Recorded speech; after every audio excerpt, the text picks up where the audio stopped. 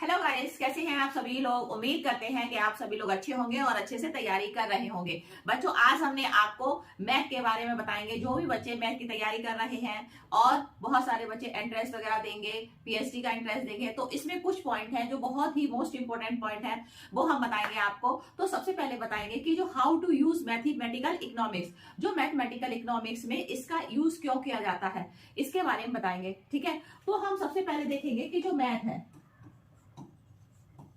ये मैथ है, ये एक 10 है, 20 है, इस तरह से काउंटिंग को बताता है कि कितना ये प्लस माइनस और डिवीजन, इस तरह से ये मैथ का यूज होता है। ठीक है, अब मैथ की जगह अब इसमें इकोनॉमिक्स में क्यों यूज होता है। ठीक है, इकोनॉमिक्स में क्यों यूज होता है, इसका रिलेशन इसमें क्यों है। तो देखो क्या होता है कि बच्चों कि इकोनॉमिक्स को एक सोशल साइंस भी माना गया है। ठीक है, तो जब इकोनॉमिक्स को सोशल साइंस मानते हैं, क्या मानते हैं इसको, सोशल, ठीक है, इसको सोशल साइंस मानते हैं। अब क्या है कि इसमें वेरिएबल का यूज होता है, जो वेरिएबल है उनका यूज होता है। तो इकोनॉमिक्स में हम देखते हैं कि जैसे कि कोई भी टूल्स के रूप में जो मैथ है, जो मैथ का यूज हो रहा है, वो टूल्स के रूप में यूज होता है। ठीक है, किसके रूप में होता है बच्चों, ये एक टूल्स के रूप में, हाँ, तो ये एक टूल्स के रूप में यूज होता है। अब हम देखेंगे टूल्स में क्या क्या आ जाते हैं। जैसे हम किसको लेंगे, इसमें हम प्राइस को लेते हैं, प्राइस को, सॉरी जस्ट ए मिनट,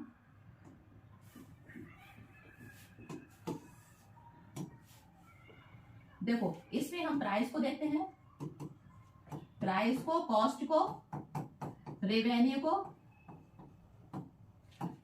को, प्रॉफिट को। ठीक है, ये प्रॉफिट को देखते हैं। तो प्राइस को डिनोट हम किससे करते हैं, पी से करते हैं, और कॉस्ट को डिनोट हम सी से करते हैं, रेवेन्यू को हम आर से करते हैं। ठीक है, और प्रॉफिट को हम किससे करते हैं, इस तरह से जो सिंबल दिया होता है, और इनकम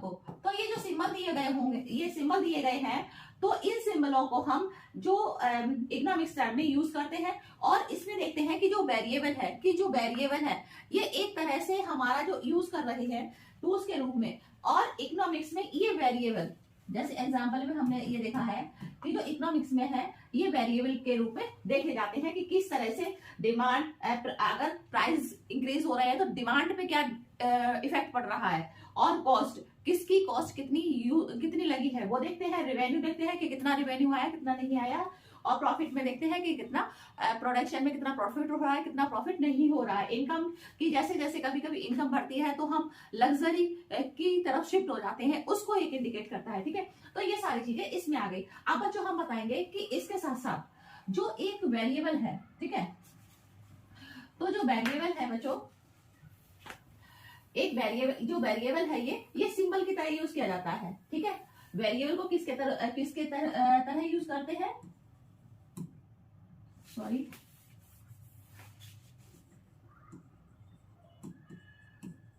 वेरिएबल को एक सिंबल की तरह, एक वेरिएबल को हम सिंबल की तरह क्या करते हैं, एक सिंबल की तरह यूज करते हैं। ठीक है, अब हम इसकी डेफिनेशन देखेंगे, फिर इसको डिटेल में समझाएंगे। तो डेफिनेशन में लिखा हुआ है कि डेफिनेशन में हम देखेंगे, a variable is a label और name that represent a concept or characteristic that varies, example gender, weight, achievement, attitude toward inclusion, etc. ठीक है, तो ये सारी चीजें हैं कि जैसे जेंडर है, कितना जेंडर में हाइट, वेट और कितना अचीवमेंट हुआ, ये सारी चीजें देखी जाती हैं जो वेरी करती हैं, कंपेयर किया जाता है। और बच्चों वेरिएबल कभी अकेले नहीं आता है, वेरिएबल के साथ हमेशा एक दूसरी चीज रहती है।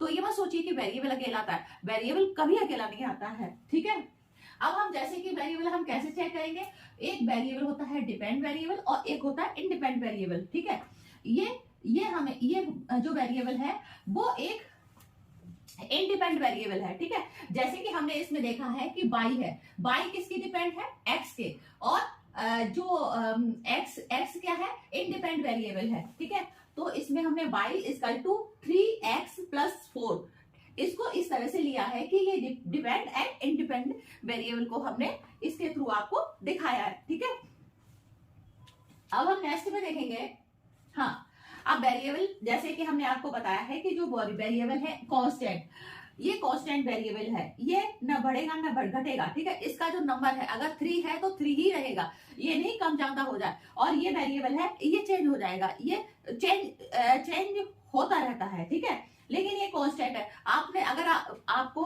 3 है तो 3 की जगह आप 4 नहीं कर सकते, 3 है तो 3 को 3 ही मानेंगे, ना वो 3 से कम होगा ना 3 से ज्यादा होगा, ठीक है।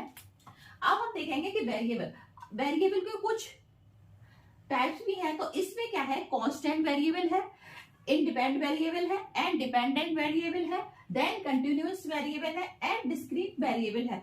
तो इसमें हमने देखेंगे कि जो कांस्टेंट वेरिएबल है, ठीक है, जो कांस्टेंट वेरिएबल है वो कभी चेंज नहीं होता है, ठीक है।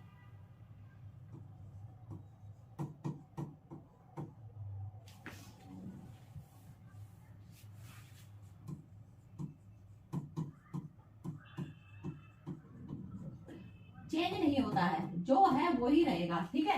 इंडिपेंडेंट वेरिएबल है कि ये अपने आप में स्वतंत्र है, किसी की कोई वो नहीं है, रिस्ट्रिक्शन नहीं है कि आप ये करिए, वो अपने आप किसी की वेरिएबल में मिक्स हो जाता है। और डिपेंडेंट वेरिएबल में देखेंगे कि जैसे कि ये हम देखते हैं कि जो डिपेंडेंट वेरिएबल है वो किस तरह से डिपेंड रहता है, वो हम अब बता रहे हैं आपको, ठीक है। कि जो मांग है वो किस पर निर्भर करती है, जो मांग है वो किस पर निर्भर करती है, वो मूल्य पर, कि प्राइस क्या है उसके हिसाब से ही क्या होता है कि डिपेंड रहना पड़ता है उसको, कि डिमांड है तो डिमांड मांग मूल्य पर निर्भर रहती है। क्योंकि जैसे जैसे किसी चीज की डिमांड बढ़ती है, ठीक है, सपोज कीजिए कि आजकल क्या है, आजकल सर्दी का मौसम है, ठीक है, तो जो मटर आ रही थी 30 रुपए किलो, ठीक है, और उसके प्राइस 50 रुपए से घट के 30 रुपए हो गए, ठीक है। सपोज कीजिए इसमें जो प्राइस थे ये 50 रुपीज से घटकर 30 रुपीज हो जाते हैं, ठीक है। अब इसके जो प्राइस है इसमें चेंज हो गया, ठीक है। तो क्या है, मटर, ये मटर 50 से 30 तक पहुंच जाती है, तो इसके मूल्य में परिवर्तन हो गया है, ठीक है। तो जब मूल्य में परिवर्तन हो गया है, तो जब मूल्य में परिवर्तन हो जाता है तो उसकी मांग में भी परिवर्तन हो जाता है। क्या हो जाता है,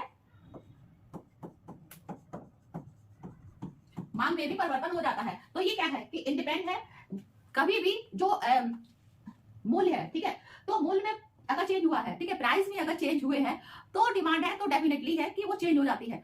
तो ये जो प्राइस है, ठीक है, प्राइस क्या कहलाएंगे, इंडिपेंडेंट वेरिएबल कहलाएंगे। और जो डिमांड है वो क्या है, वो एक डिपेंडेंट वेरिएबल है। तो ये आप सभी लोग जानते होंगे, ठीक है। अब हम आपको बताएंगे कंटिन्यूअस एंड डिस्क्रीट वेरिएबल। जो कंटिन्यू है, कंटिन्यू का मतलब है कि कोई चीज कंटिन्यू चल रही है। आप जैसे कि आप रोड पे जा रहे हो, ठीक है, अगर आपको 100 किलोमीटर अगर आपको जाना है, तो इसमें अगर आपको लखनऊ से आगरा तक जाना है, ठीक है, लखनऊ से अगर आगरा तक जाना है तो वही कंटिन्यू जाना है। उसमें अगर जो रोड में है कि अगर आपकी 100 किलोमीटर तक जाना है तो उसमें कुछ कर नहीं सकते, उसको कम ज्यादा नहीं कर सकते, क्योंकि वो एक जितनी रोड है, जितने किलोमीटर है, चाहे आप रुके जाइए चाहे आप चलते रहिए, लेकिन आपको कंटिन्यू बनानी पड़ती है, ठीक है। उसमें आप 80 किलोमीटर है कि 80 किलोमीटर में आपको बाहरी में क्या लगा है कि सपोज कीजिए कि आप एक फार्मर है, ठीक है, तो एक फार्मर क्या करता है, एक कोई भी उपज को उगाता है, ठीक है,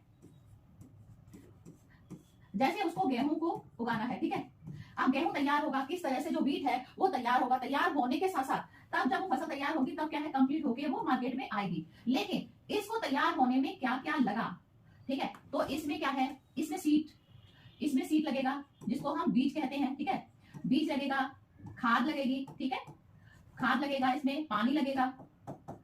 तो ये तीनों चीजें इसमें जब इंक्लूड हो जाएंगी तब ये फसल क्या तैयार होगी, ये आपकी गेहूं की फसल, बीट की फसल तैयार होगी। तो ये क्या है, अंदर से पहले अंदर क्या क्या उसमें लगाना पड़ा, ठीक है। तो लगाने के लिए आपको ये सारी चीजें जब लगा के तैयार हुई तो एक्सोजीनियस की हमने बाहर से हमको ये भी देखना है कि बाहर से कोई जानवर वो फसल वगैरह वो खा ले, और जो रेन वगैरह है या कोई चीज उसको जो फसल है उसको बर्बाद न करे, तो बाहरी रूप से हम देख सकते हैं, ठीक है। लेकिन अंदर उसमें क्या क्या आपने डाला तब वो फसल तैयार हुई। तो ये दोनों जो वेरिएबल है वो इस तरह से वेरिएबल का यूज होता है, ठीक है। अब जैसे कि कोई फैक्ट्री है, तो फैक्ट्री में क्या होता है कि अगर सपोज कीजिए ये पेन की फैक्ट्री बनानी है, तो पेन की फैक्ट्री बनाने के लिए ये पेन जब कंप्लीट होगा, जब आप कंप्लीट इसमें जितने भी मटेरियल, रॉ मटेरियल लगा है, जब कंप्लीट करके देंगे तभी तो तैयार होगा ये। तो इसमें आपको कोई भी चीज बनाने के लिए आपको सबसे पहले एक लैंड खरीदनी पड़ेगी, या आप रेंट पे लीजिए, इसकी कॉस्ट कितने की बनेगी, आपको मनी को इकट्ठा करना पड़ेगा और साथ में लेबर को लेना पड़ेगा। तो आपके जो इंटरनल फैक्टर है, ठीक है, वो इंटरनल फैक्टर भी इसमें इंक्लूड होंगे। तो ये क्या है कि ये आपकी एक तरह से क्या हो गया है कि एक्सोजीनियस एंडोजीनियस से दोनों मिला के हमारा क्या है, जो वेरिएबल्स है वो तैयार होते हैं, ठीक है। नेक्स्ट वीडियो में हम